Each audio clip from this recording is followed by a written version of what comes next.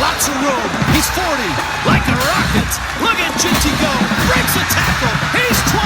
He's 10. He's touchdown. Here's a long run. Oklahoma State gonna do it again, and guess who? Big O to the house.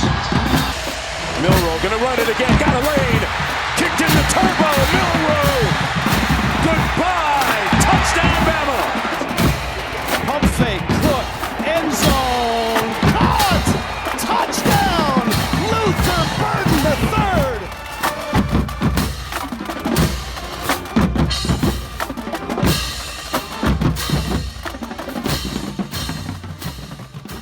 This is the CFF Site's Week 12 College Fantasy Football Show. My name is Joe DeSalvo, the voice of the CFF Site, and there's only one thing to do at this time. Week 12 is in the books. Week 13 is here. We're going to be talking about the money week. Semifinals are here, and, we've been talking about the weeks in review leading up to week 10, 11. We kind of made a shift last week where we kind of talked about week 11, look forward to week 12. There's only one thing to do from right here, guys, and that is look forward to week 13. You're either alive or you aren't. There aren't too many names out there on the waiver wire at this point you can add. They've got a few out there. We'll talk about them. But it's semifinal week, money week. I always like to say semifinal week is the money week because you have to win this week in order to guarantee yourself second place, which we know that's the bulk of the money. First and second place is the bulk of the pot. In order to win it, you have to get there. And I'm a chips all in the middle of the table on the semifinal week. This is the weekend. You have to do whatever it takes, whatever sacrifices you need to make on your roster. This is the week to do it. You could piece something back together championship week, but this is the week you go all in. Money week. Bye weeks are over. There's only 7 teams on a bye this week. We're going to go over that. But first, let's start in the 4-in-1 Super Fantasy League. I haven't given this much attention all year, but I'm going to give it the attention it deserves this time of the year. Now that we're late in the season, we have a first and second place in the head-to-head tournament. We've got Heath Boyd, the 36 seed, going against Tri-Spoke, the number 7 seed. Head-to-head tournament. Congrats to both of you. Somebody's going to win first. Somebody's going to win second. It's a 2-week showdown, but you guys are guaranteed first and second. In the 2 halves tournament, Love 2 Lins won the first half. All 80 teams got reseeded for the second half. The number 71 seed, new team 81. They were the last team to enter the 4-in-1 Super Fantasy League, I believe. They made it to the finals. It's Love 2 Lins versus new team 81, 2-week showdown for first and second place. In the Eliminator, we've got 8 teams remaining. I'm going to run those down real quick. Give a shout out to all you. Blackbeard's Delight, the Duke 18, Heath Boyd, Huff's Fightin' Irish, Liebfried, P. Foschan, T-Close 1870, and Tri-Spoke. All 8 still remaining. Top 4 advance to week 14, in which the top 2 in week 14 will be first and second in the Eliminator. And it's been a marathon in the Total Points League. Tri-Spoke, through 12 weeks, leads the Total Points League. Second place, Love 2 Lins. Number 3, P. Foschan. Number 4, Agvet 06. I look at the standings. We've got 2 weeks left. I think if you're in the top 9 to 10, you still have an outside shot. If you're in the top 6, a couple of really good weeks could vault you up. So I think if you're in the top 6, you still got a legitimate shot. If you're in the top 9 to 10, I think you have an outside shot. Congrats to all of you guys. It's been a long season. That's an endurance. More buys this year have made it tougher on you guys, but we're there. 2 weeks left in the 4-in-1 Super Fantasy League. But I mentioned, buys have flooded the schedule over the past few weeks, and that's coming to an end. However, it doesn't mean games will not be and matchups will not be affected this week. Let's look at those 7 teams on a bye. Memphis is one. Mario Anderson owners sitting out there like, man, heck of a time for a bye week. Tulane on a bye. Makai Hughes right now. I mean, his run of 2 touchdowns is incredible. He's going to be on a bye. If you have an Oregon player, they're going to be on a bye this week. And if you've got New Mexico quarterback Devin Dampier, he's on a bye this week. So 7 teams on a bye, significant fantasy assets on 4 of those teams. And I haven't even included Navy in that conversation either, where, if you've got their quarterback given the right matchup, that would be Blake Horvath. That would be a great matchup too, depending on who they play, another player that's on a bye. But let's run down the games this week because we still get the Tuesday action. And what a week now, because if you had an Akron player or a Kent State player, you've been kind of iffy and on the fence. They play one another this week. All of a sudden now, that puts wide receiver, the receivers Adrian Norton of Akron and Christian McCray in play now. Akron playing Kent State. I think those 2 players now are in the conversation to get a starting bid in your roster this week. Western Michigan playing at Central Michigan. Why do I bring this matchup up? Well, you've got Jaden Nixon out there, and you've got Jalen Buckley. Last week, it was Buckley's turn for 2 TDs. Jaden Nixon has been the more productive back of the 2 all season long. You're rolling the dice. If you're a fantasy owner, which way do you go? Jaden Nixon or Jalen Buckley? Do you start one of those guys if you have them this week? Big dilemma for the fantasy owners of those 2 guys. With Buffalo, you get Al J. Henderson this week. And then you get Miami playing Northern Illinois, and it's like that's a tougher matchup for Miami this week. And so if you're sitting out there with a receiver like Reggie Virgil, Javon Tracy, do you go ahead and start them this week? They've been absolutely red hot. I don't see how you sit them at this point. And talk about red hot. What about UTSA quarterback Owen McCown? I mentioned on last week's show, if you need a tight end, go look on their roster. Man, they throw it all to the tight ends. I'm still going to say if you need a tight end this week, don't ignore UTSA. UNLV, great matchup against San Jose State this week. Good news if you got Hajj-Malik Williams or Ricky White. And let's look at San Jose State, where Walker Eget, quarterback, has thrown for 841 yards and 2 touchdowns in the past 2 games. That's not only good news if you have receiver Nick Nash, but Justin Lockhart is all of a sudden a fantasy option in that offense with the way that Eget has been playing. And then I say it's all about the matchups. If you were in a do-or-die situation last week, didn't really help that Dylan Sampson was going up and playing on the road against Georgia. He still got his touchdown. He still got his 100 yards. But, man, where was the matchup when you needed it? You needed, one of those 150, 2 or 3 touchdown performances. You just knew it wasn't going to come last week. It's all about the matchups. This week, Indiana travels to Ohio State. And now anybody with an Indiana asset has to press the pause button and check out their matchups this week and see if that's something they can avoid. And then you look at Miami playing Wake Forest. What a matchup for Cam Ward in that Miami offense, right? Then let's look at Iowa. Iowa coming off a bye. Road matchup this week at Maryland. Good news for you fantasy owners of Iowa running back Caleb Johnson. And while we're on the topic of running backs, how about Boston College playing North Carolina? Omarion Hampton just running wild. He gets a matchup this week against Boston College. And don't overlook Kai Robichaux. Back-to-back games with 2 touchdowns. He has scored a touchdown in 4 straight. That's a matchup this week in which fantasy owners are going to be jumping on, I think, with both of those running backs. Is Trevor Etienne going to be back this week for Georgia? If not, Nate Frazier is very startable this week in an easy matchup against UMass.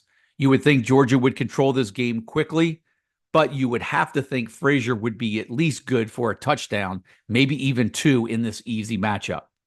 And then Tennessee, I mentioned the matchup on the road at Georgia last week. Super easy matchup against UTEP this week. Dylan Sampson, how long will he play? When will that game get out of hand? I almost feel like if you have Sampson, you have to give him a start. You have to hope he gets his 75, 80 yards, 1 or 2 touchdowns early and gets out of the game. But if you have Dylan Sampson, I think you go down with him. Even in this easy matchup, you definitely have to start him. I told you 2 weeks ago, New Mexico State running back Mike Washington. We were going to overlook the Week 12 matchup against Texas A&M. New Mexico State plays Middle Tennessee State and UTEP to close the year. Mike Washington could be a wild card at the running back spot going into the last 2 weeks of the season.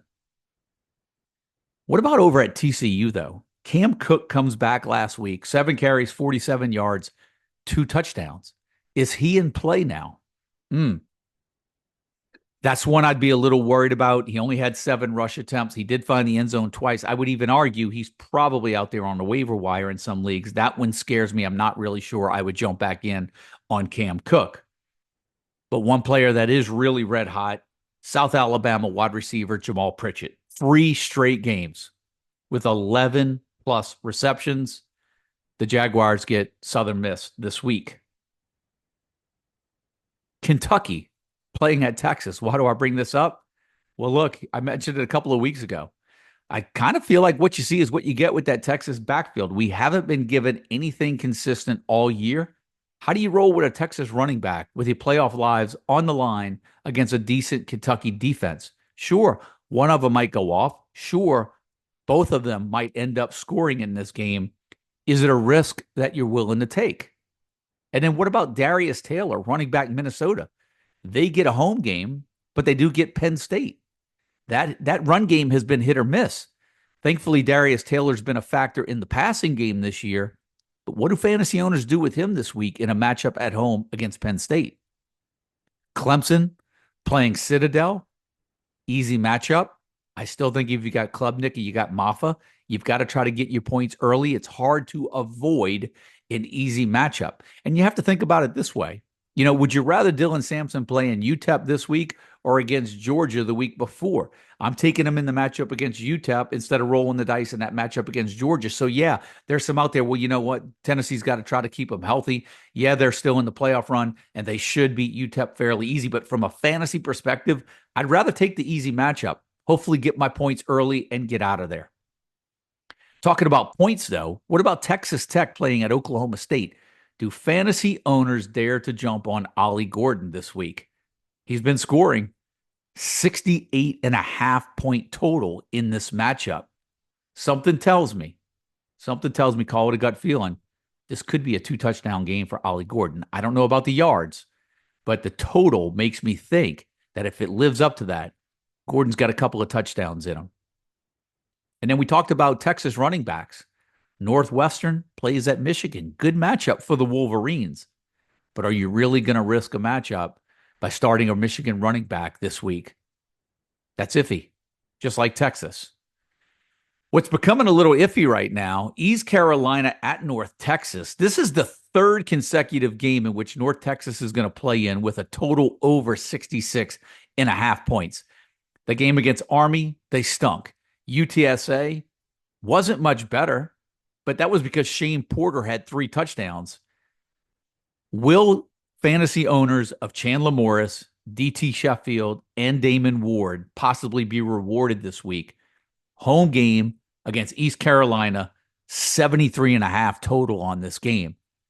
If you're playing the matchup, you've got to roll with those guys. You almost got to go down with who got you here. If you're still alive, you got to be thankful after the last couple of weeks they had, but I'm not sure how you get off of them with that matchup this week at home against East Carolina.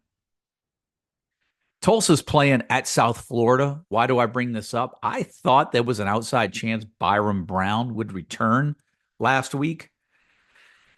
And I just, that was one of those players that I thought he was just golden to have given that schedule down the stretch.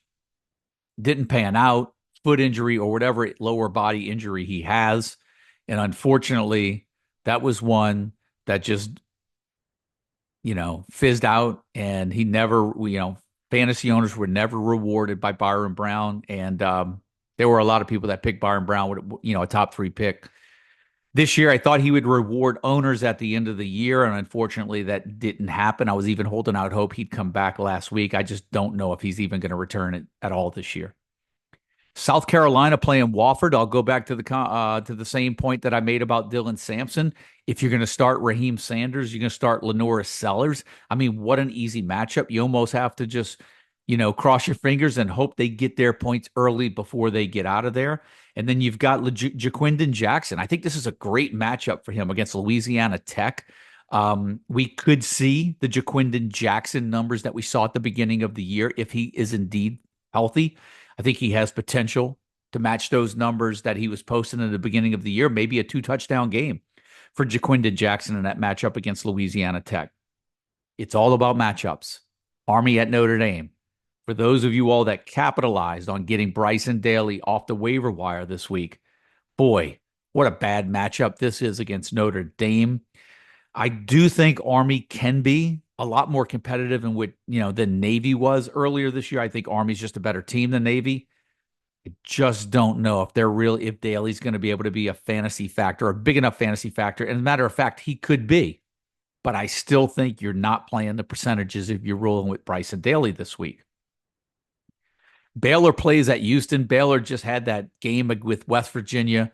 I think a lot of fantasy owners of Sawyer Robertson were actually a little disappointed. He didn't roll up bigger numbers, but look at running back Bryson Washington, 8 touchdowns in the last 2 games. Absolutely fantasy gold the last couple of weeks.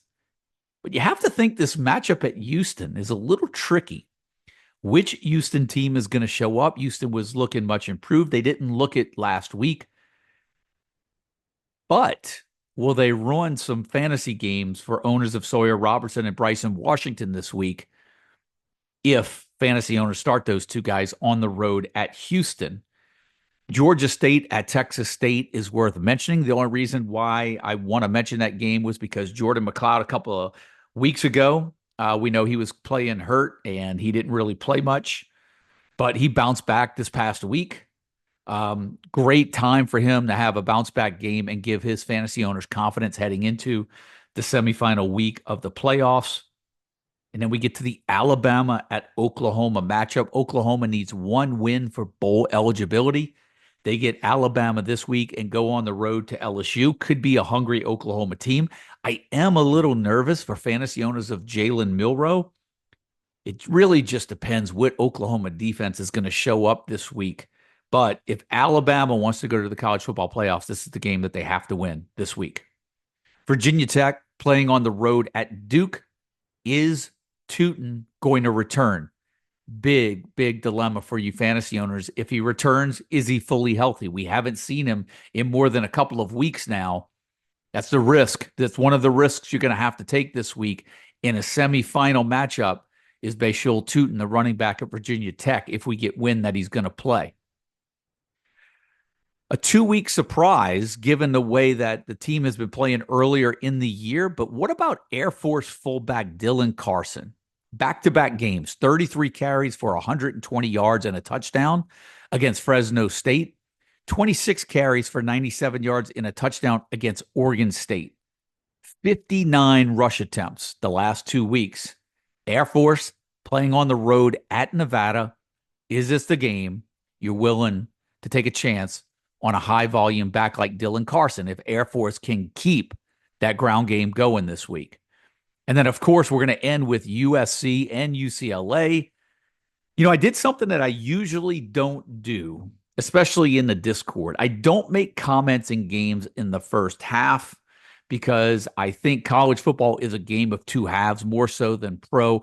It's the one game where your player can completely stink in the first half or your team can be completely dominated in the first half, and halftime changes everything. So I never really post. I never really put out a lot of thoughts or comments in Discord based on the early going of a game. And I did that. So you guys that have and started Jaden Maivia of USC, right? I made a comment in Discord because he threw a pick 6 early against Nebraska. He threw another pass shortly on the possession after that. The possession that USC went down and scored, that he threw it high, and had he thrown it at the numbers, it might have been another pick 6. And then They wound up scoring on that drive. And then the following drive, he throws a pass in the corner of the end zone that doinked off of the receiver, off of the defensive back. And then the receiver wound up catching it for a touchdown. And it just felt a little fluky. And the next thing you know, you look up in the fourth quarter and he's got 3 touchdowns and a rushing touchdown. So there you go. That's why I never put anything in the Discord early.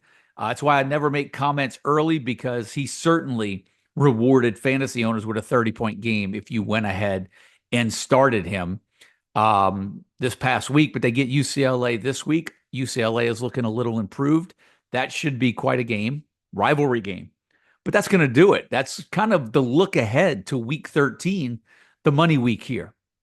There's not a lot much to say. I'm just glad that the bye weeks are over. Projections should be up. Mike's going to have his DFS write-ups later this week. A big 2 weeks. And I teased this at the end of the show last week, but we are going to get the bowl season fantasy leagues back up again. We should get details up shortly. We're trying to get all the content up to end the year, finish this regular season up strong, and then we're really just going to start shotgunning some information. We're going to do projections for the conference championship weeks.